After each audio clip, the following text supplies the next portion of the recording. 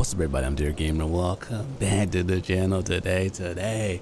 We're back in some more Lords in the Fallen. Today I am going to give you my long-awaited 5 things I love about the game and 5 things I hate about the game. This will be my in-progress review of the game. I got about 40 hours in the game right now.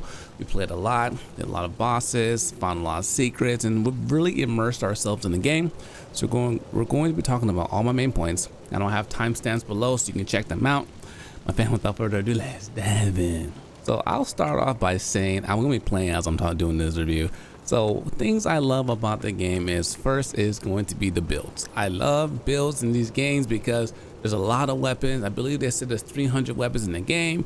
There's fists, there's long swords, there's short swords, there's great swords, there's axe, there's maces, and there's lots of different categories we can go into. You can do a string build, you can do a agility build, you can do a Radiance build, you can do an Inferno build, you can do a hybrid build, you can do all kinds of things, range, close range, melee. There's a lot of ways you can customize your character to fit your playstyle regardless of what games you like playing in the past. If you go to armor, there's lots of different armor, different looks you can feel. Right now I'm doing a light no armor build because I just do so much damage. It makes it even more challenging just knowing that I'm that close to getting taken out if I get hit by an enemy. Watch my playthrough if you want to see all the action. But I just love the customizations when it comes to the weapons, the gear, the character, all the things you can do when it comes to building your character, because this is what we spend majority of our time doing. It's crafting the perfect character, so being able to do that on the fly whenever you want has been truly a good experience in the game. It looks like as I'm recording this, someone just invaded my world. So let's do this. Are you gonna say after the camera? All right, let's go.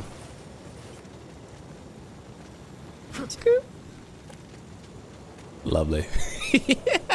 Lovely. That's my next point. I love the charisma in the game. It's so much fun. You ready? Okay.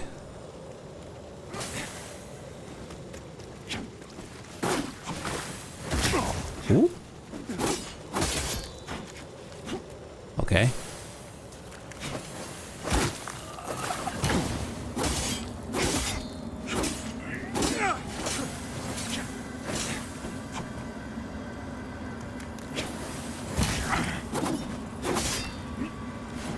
Uh-oh. Let's go. We'll take up. Like I was saying, I love the charisma in the game. Yo, that PvP build's kind of filthy. The way I was dodging like that and just draining his health, beautiful. Anyway, so my next point is gonna be exploration. This game is one of those massive games where the world's interconnected, and I love exploration in this game because there's so many secrets you can find. There's not just this world, there's also the Umbro world. If you have your lamp, there's secrets behind every corner. The cool thing is, it looks like they made 2 games in one, because right here I can't cross this path, I'll die, but I pull my handy dandy this out and now we can walk across it. So there's so many things to be discovered in the game because of the way the dual world layer system is set, that there's so much to explore. For me, the next thing has to be the gameplay. The gameplay is really good. I enjoy what they did here. It's smooth, it's fluid. It's you know, it's like a Dark Souls game, a Souls-like game. And the gameplay is quick. It's quick if you want to be quick, and it's slow if you want to be slow. This depends on your playstyle, what you want to do. There's an attacking system, the parry system, the iframes are really good. You can parry your attacks, you can dodge your attacks. There's just the overall gameplay experience, the loop is really satisfying. And for me, that's what you do 90% of the game is the gameplay. So if it's not satisfying, like, why even play it? So these guys, they took their approach. This is their second game of Lords in the Fallen. The first one came out in 2016, I believe. But this time around, they took some time and really crafted something magical here. And it not only does it look beautiful, it plays beautiful as well. This game is on Unreal 5, so that's why the graphics look really, really high definition. Going back to it, there's lots of different ways you can play. The enemies are challenging. I guess that gameplay and difficulty kind of goes into one category for me. Difficulty in the game is good. The enemies are strong. Tracking is pretty aggressive, but not overly. I don't think it's overly difficult, this game. If I were to compare it, I would say, I don't know.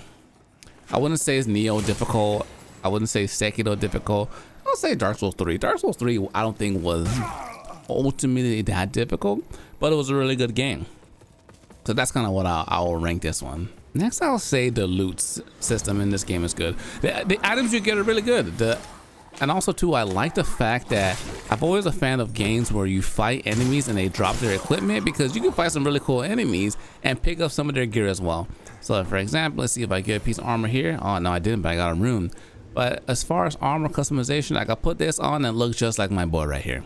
And you get a lot of times you find an enemy that's really cool. All you gotta do is attack them and take them out, and hopefully they'll drop what you're looking for. But when it comes to accessories, there's some pretty good accessories in this game. This one increases my damage based on how much equipment I have. This one increases my overall physical attack and defense as well.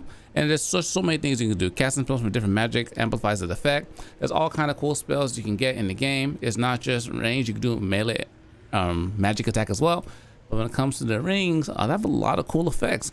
So that's why it kind of makes you want to go look and find some of the items in the game, because there's some genuinely good loot in the game. When it comes to the bosses fights are fun. I think that's my last category. I'm enjoying the boss fights. The boss fights are challenging, they're fun, they give cool stuff, they have cool animations, but also too, they get some pretty juicy loot. And similar to Souls game, after you beat the boss, you're in a position where you can actually go get the boss weapon. So now you go over here, and this person, you get the boss hold of this one, and you can get your boss weapons as well. So boss fights are cool. They're cool animation, cool feel. Music's pretty good. Now I wouldn't say music is breathtaking, but it's not bad. It's not bad. The game's overall fluid. So now let's talk about things that I hate about this game. First thing I say I hate about this game is I absolutely hate the parry system. The parry system is so idiotic, because if you get a perfect parry, use like that, I still lose health. Like, why? Why would I lose health? And how do I get that health back? I get that health back. So if you get a perfect parry, you break their posture, you get to do one of those attacks. But if you just block and they hit you, you have your wither damage. See that white on my health? It keeps on going down. How do I get it back? I hit the enemy. If the enemy hits me again before I recover my wither damage, I will lose that health. So the parry system, I feel it should be more rewarding. If you get a perfect parry, you should just get the attack and not lose any health. So I hate that aspect that I did that in the game. Next, oh lovely, since we're here, Nexus, I hate the ranged enemies. The ranged enemies are crazy because they snipe you from half across a goddamn map. They're strong, fast, and super annoying. There's no reason this dude should be able to snipe me across the damn map. It's not just him. There's multiple times. There's lots of ranged dudes all over the place. You're just chilling, trying to fight, and next thing you know, you're getting sniped across the map from like 3 different ranged dudes. So that's the one thing I wish they would maybe decrease some of them, which would make it a better experience. Next thing I don't like about this game, since we're here, look, 1, 2, 3, 4, 5, 6. I killed 3 of them, 7, 8. There's way too many goddamn enemies in this game. It's a soul-like game. They're pretty strong. Their tracking's very aggressive, so that you can't even go through an area and enjoy the exploration, because you're literally a swarm of ants are all over you. Look at this dude. See how far I am from this fool? And he's still sniping me. And trust me, his let's see, let's test his range. Look at that, bro. They don't give up. Oh, here we go. Here we go. 1 million of them. There's way too many enemies in this game. Decrease them. Take 1/3 of them out. Place them in, like, be strategic where you're placing them. Have it fun. Don't just do the typical, oh, actually, hold on. The typical, oh man, there's a ledge right there, and push you off. Like, let's be a little more strategic of how we, oh, the hell, he just killed him? Damn, savage. But be a little more strategic when it comes to where we place our enemies. Here's a prime example. Enemy here. Oh, what's gonna go across here? And, oh, look at that. Boom. Poor me. Just get pushed off just like that. So one thing I truly wish that they would decrease is the amount of enemies they throw into this game, because it's not helping the experience. What the word is that? It's not helping the experience. I would just say that. Oh, this one cringes my soul so much. Next. So, prime example. I just don't understand why this makes sense. So, in order for me to explain this next part, I need to die. So, you get killed by an enemy, right? Alright. Does he have my souls? Is that why he's glowing like that? You get killed by an enemy. Come on, go ahead, take me out. Finish me off. This is your moment. So, he took us out, right? Now, it's time for us to go retrieve our souls. In order for us to retrieve our souls, we have to, one, go attack the enemy and kill it. Then we get him. And I'll show you what I absolutely love that they did, which makes no sense. So this dude right here. So kill him. In order to pick up our souls, there's a damn animation lock. I can't dodge out of that. Do you know how stupid that is when I'm trying to fight a boss and pick up my souls, or pick up, I got a mob of enemies and I can't pick up my soul and I can't roll? I should just be able to just walk through, hit X, pick up my souls, and be on my happy way. The fact that there's an animation lock, you get to watch the stupid lamp dangle on the floor, pick it up, and you can start fighting. Come on, bro. You already have way too many enemies in here. And guess what? I don't have iframes while I'm picking up my damn hearts, my damn souls. I will literally get killed in the middle of that animation. Last but not least, this has to be the dumbest design decision I've ever seen in the game. Like, increase your radiance to gain further insight. What? Why? Why is my lore or information locked behind me putting points into a stat that I'm not gonna use for my build? That's so stupid.